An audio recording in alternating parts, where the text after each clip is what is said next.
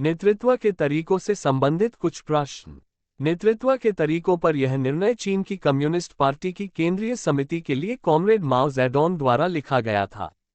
एक, हम कम्युनिस्टों को जो भी काम करना चाहिए उसमें दो तरीके अपनाने चाहिए। एक है सामान्य को विशेष के साथ जोड़ना, दूसरा है नेतृत्व को जनता के साथ जोड़ना। दो, किसी भी कार्य में यदि कोई सामान्य एवं व्यापक आह्वान जारी नहीं किया जाता है तो व्यापक जनता को कार्रवाई के लिए संगठित नहीं किया जा सकता है।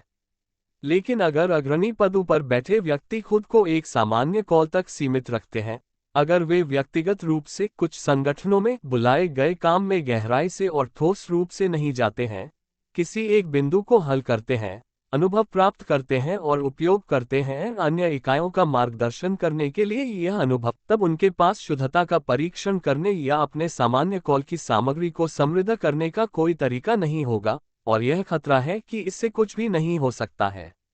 उदाहरण के लिए 1942 के सुधार आंदोलन में जहां भी सामान्य कॉल को विशेष और विशिष्ट मार्गदर्शन के साथ संयोजित करने की विधि का उपयोग किया गया था, वहां उपलब्धियां थीं, लेकिन जहां भी इस विधि का उपयोग नहीं किया गया था, वहां कोई उपलब्धियां नहीं थीं।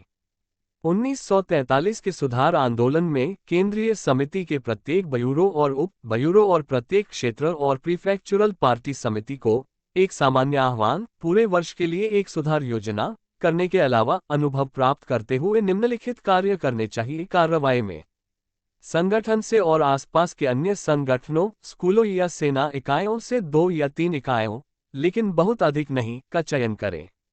उन इकाइयों का गहन अध्ययन करें, उनमें सुधार आंदोलन के विकास का विस्तृत ज्ञान प्राप्त करें और राजनीतिक इतिहास, वैचारिक विशेषताओं, अध्ययन में उत्साह और कुछ के काम में मजबूत और कमजोर बिंदुओं का विस्तृत ज्ञान प्राप्त करें, फिर भी बहुत अधिक नहीं, उनके कार्मिकों के प्रतिनिधि सदस्य। इसके अलावा उन इकाइयों के सामने आने वाली व्यावहारिक समस्याओं के ठोस समाधान खोजने के लिए प्रभारी लोगों को व्यक्तिगत मार्गदर्शन दें। प्रत्येक संगठन, स्कूल या सेना इकाई के नेताओं को भी ऐसा ही करना चाहिए, क्योंकि इनमें से प्रत्येक में कई अधीनस्थ इकाइयां होती हैं।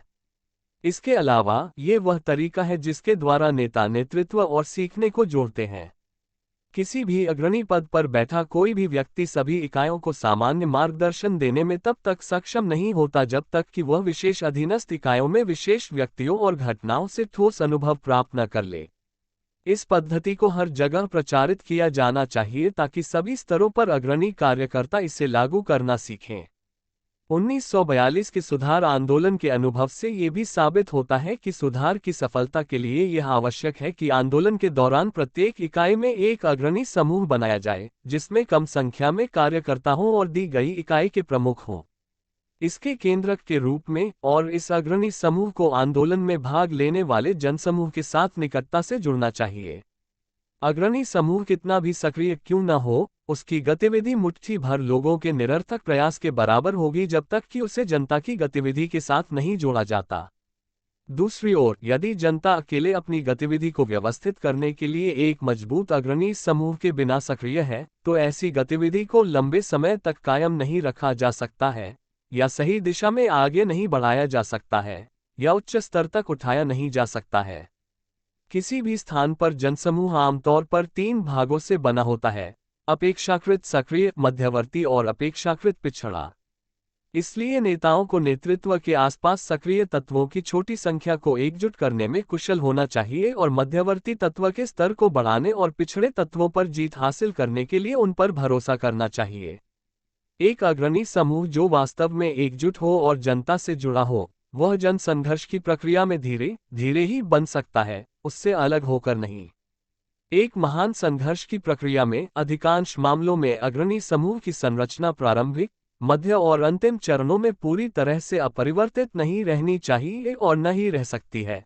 संघर्ष के दौरान आगे आने वाले कार्यकर्ताओं को अग्रणी समूह के उन मूल सदस्यों को प्रतिस्थापित करने के लिए लगातार प्रोत्साहित किया जाना चाहिए जो तुलनात्मक रूप से हीन हैं या जो पतित हैं। कई स्थानों पर, कई संस्थाओं में काम आगे नहीं बढ़ पाने का एक मूल कारण एक ऐसे अग्रणी समूह का अभाव है जो एकजुट हो, जनता से जुड़ा हो और निरंतर स्वस्थ रहे। 100 लोगों का एक स्कूल निश्चित रूप से अच्छी तरह से नहीं चलाया जा सकता है अगर इसमें कई लोगों का अग्रणी समूह न हो, या 1 दर्जन या अधिक, जो वास्तविक परिस्थितियों के अनुसार बनाई गई है और कृत्रिम रूप से एक साथ नहीं फेंकी गई है, और शिक्षकों, अन्य कर्मचारियों और छात्रों के सबसे सक्रिय, ईमानदार और सतर्क से बनी है। हर संगठन, स्कूल, सेना इकाई, फैक्ट्री या गांव में, चाहे बड़ा हो या छोटा, हमें पार्टी के बोल्शेविकरण के लिए स्टालिन की 12 शर्तों में से 9वीं को लागू करना चाहिए, अर्थात नेतृत्व के केंद्र की स्थापना। ऐसे अग्रणी समूह के लिए 4 मानदंड होने चाहिए, जिन्हें दिमित्रोव ने कैडर नीति की अपनी चर्चा में गिनाया था: उद्देश्य के प्रति पूर्ण समर्पण, जनता के साथ संपर्क, स्वतंत्र रूप से अपना पक्ष जानने की क्षमता और अनुशासन का पालन। चाहे केंद्रीय कार्यों को पूरा करना हो, युद्ध, उत्पादन, शिक्षा, सुधार सहित, या काम की जांच करना, कैडरों के इतिहास की जांच करना, या अन्य गतिविधियों में अग्रणी को जोड़ने की विधि अपनाना आवश्यक है। सामान्य कॉल को विशेष मार्गदर्शन के साथ जोड़ने के अलावा जनता के साथ समूह बनाना। 4. हमारी पार्टी के सभी व्यवहारिक कार्यों में सभी सही नेतृत्व आवश्यक रूप से जनता के लिए है। इसका मतलब है, जनता के विचारों, बिखरे हुए और अव्यवस्थित विचारों को लें और उन्हें केंद्रित करें, अध्ययन के माध्यम से उन्हें केंद्रित और व्यवस्थित विचारों में बदल दें, फिर जनता के पास जाएं और इन विचारों का प्रचार और व्याख्या करें जब तक कि जनता उन्हें अपना न मान ले, उन्हें मजबूती से पकड़ें और उन्हें कार्य रूप में परिणत करें, और ऐसे कार्य में इन विचारों की सत्यता का परीक्षण करें। फिर एक बार फिर जनता से विचारों को केंद्रित करें और एक बार फिर से जनता के पास जाएं ताकि विचार कायम रहें और आगे बढ़ें।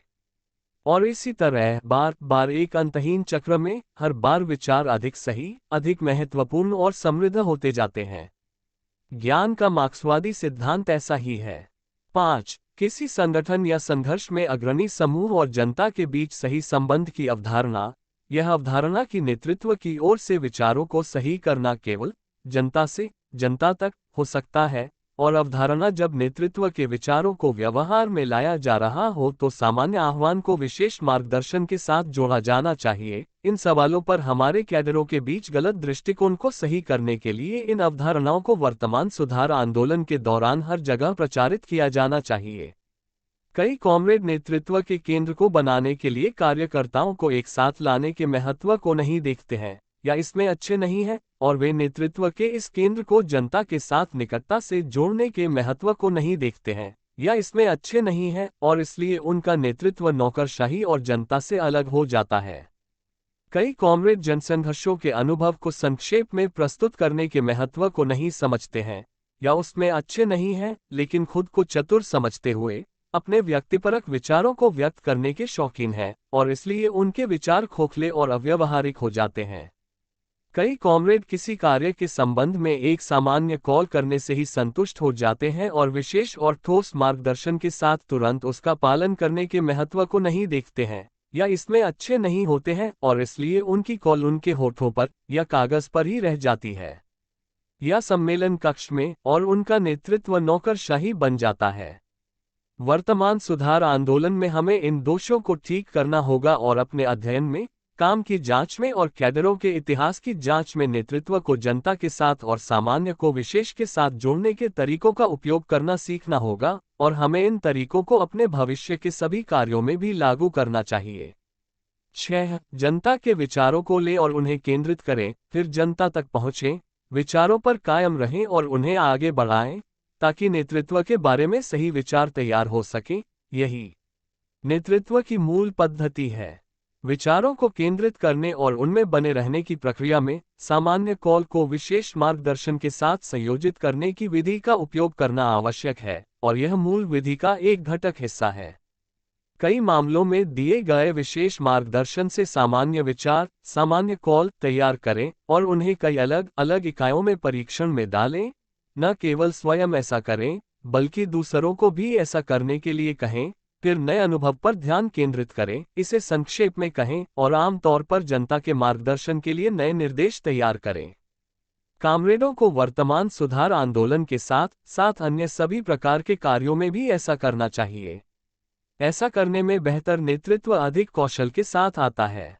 7. अधीनस्थ इकाइयों को किसी भी कार्य को सौंपने में, चाहे वह क्रांतिकारी युद्ध, उत्पादन या शिक्षा से संबंधित हो, सुधार आंदोलन, काम पर जांच या कैडर के इतिहास की जांच, प्रचार कार्य, संगठनात्मक कार्य या जासूसी विरोधी या अन्य कार्य। एक उच्च संगठन और उसके विभागों को सभी मामलों में संबंधित निचले संगठन के नेता के माध्यम से जाना चाहिए ताकि वह जिम्मेदारी ले सके। इस प्रकार श्रम विभाजन और एकीकृत केंद्रीकृत नेतृत्व दोनों प्राप्त होते हैं। उच्च स्तर पर एक विभाग को केवल निचले स्तर पर अपने समकक्ष के पास नहीं जाना चाहिए। उदाहरण के लिए, संगठन, प्रचार या जासूसी विरोधी से संबंधित एक उच्च विभाग को केवल निचले स्तर पर संबंधित विभाग के पास नहीं जाना चाहिए। व्यक्ति को छोड़कर निचले संगठन जैसे सचिव, अध्यक्ष, निदेशक या स्कूल प्रिंसिपल के समग्र परिवर्तन में अज्ञानता या जिम्मेदारी के बिना संपूर्ण प्रभार वाले व्यक्ति और विशिष्ट जिम्मेदारी वाले व्यक्ति दोनों को सूचित किया जाना चाहिए और जिम्मेदारी दी जानी चाहिए। ये केंद्रीकृत पद्धति श्रम विभाजन को एकीकृत नेतृत्व के साथ जोड़कर संपूर्ण जिम्मेदारी वाले व्यक्ति के माध्यम से किसी विशेष कार्य को पूरा करने के लिए बड़ी संख्या में कैडर, यहां तक कि एक संगठन के पूरे कर्मियों को संगठित करना संभव बनाती है। और इस प्रकार व्यक्तिगत विभागों में कैडरों की कमी को दूर करना और हाथ में काम के लिए अच्छी संख्या में लोगों को सक्रिय कैडरों में बदलना, ये भी नेतृत्व को जनता के साथ जोड़ने का एक तरीका है। उदाहरण के लिए, कैडरों के इतिहास की जांच को लें। यदि कार्य अकेले किया जाता है, यदि ये केवल संगठन विभाग के कुछ लोगों द्वारा किया जाता है जो ऐसे कार्य के प्रभारी हैं, तो यह निश्चित रूप से अच्छी तरह से नहीं किया जा सकता है।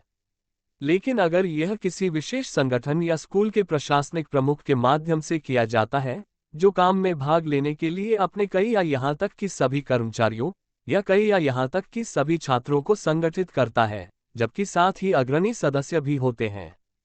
उच्च स्तर पर संगठन विभाग नेतृत्व को जनता से जोड़ने के सिद्धांत को लागू करते हुए सही मार्गदर्शन दे तो निस्संदेह कार्यकर्ताओं के इतिहास को परखने का कार्य संतोषजनक ढंग से पूरा हो सकेगा।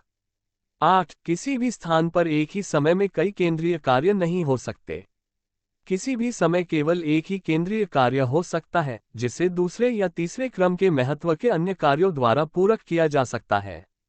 नतीजतन, इलाके में संपूर्ण जिम्मेदारी वाले व्यक्ति को वहां के संघर्ष के इतिहास और परिस्थितियों को ध्यान में रखना चाहिए और विभिन्न कार्यों को उनके उचित क्रम में रखना चाहिए। उसे प्रत्येक निर्देश पर कार्य नहीं करना चाहिए क्योंकि यह उसकी अपनी योजना के बिना उच्च संगठन से आता है, और इस प्रकार केंद्रीय कार्यों की एक भीड़ और भ्रम और अव्यवस्था की स्थिति पैदा करता है। न ही किसी उच्च संगठन को एक साथ कई कार्य निचले संगठन को उनके सापेक्ष महत्व और तात्कालिकता को इंगित किए बिना या यह निर्दिष्ट किए बिना कि कौन सा केंद्रीय है, सौंपना चाहिए, क्योंकि इससे निचले संगठनों द्वारा अपने काम में उठाए जाने वाले कदमों में भ्रम पैदा होगा और इस प्रकार कोई निश्चित नहीं होगा परिणाम प्राप्त होंगे। पूरी स्थिति को ध्यान में रखना और प्रत्येक इलाके की ऐतिहासिक परिस्थितियों और मौजूदा परिस्थितियों के आलोक में तदनुसार योजना बनाना, गुरुत्वाकर्षण के केंद्र और प्रत्येक अवधि के लिए कार्य के अनुक्रम पर दृढ़ता से सही निर्णय लेना नेतृत्व की कला का हिस्सा है। निर्णय को आगे बढ़ाएं और सुनिश्चित करें कि निश्चित परिणाम प्राप्त हों। ये भी नेतृत्व की पद्धति की एक समस्या है और नेतृत्व को जनता के साथ और सामान्य को विशेष के साथ जोड़ने के सिद्धांतों को लागू करते समय इसे हल करने में सावधानी बरतनी चाहिए। 9. नेतृत्व के तरीकों से संबंधित विवरण यहाँ नहीं दिया गया है। यह आशा की जाती है कि सभी इलाकों में कॉमरेड स्वयं कुछ कठिन सोच विचार करेंगे और यहाँ निर्धारित सिद्धांतों के आधार पर अपनी रचनात्मकता को पूरा खेल देंगे। संघर्ष जितना कठिन होगा, कम्युनिस्टों के लिए अपने नेतृत्व को विशाल जनसमूह की मांगों के साथ निकटता से जोड़ने और सामान्य आह्वान को विशेष मार्गदर्शन के साथ जोड़ने की आवश्यकता उतनी ही अधिक होगी ताकि नेतृत्व के व्यक्तिपरक और नौकरशाही तरीकों को पूरी तरह से नष्ट किया जा सके।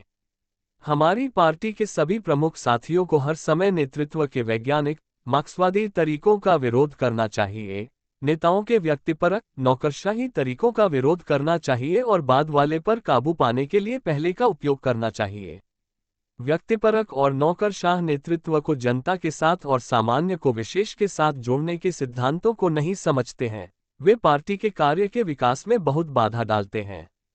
नेतृत्व के व्यक्तिपरक और नौकरशाही तरीकों का मुकाबला करने के लिए हमें नेतृत्व के वैज्ञानिक, मार्क्सवादी तरीकों को बड़े पैमाने पर और गहनता से बढ़ावा देना चाहिए।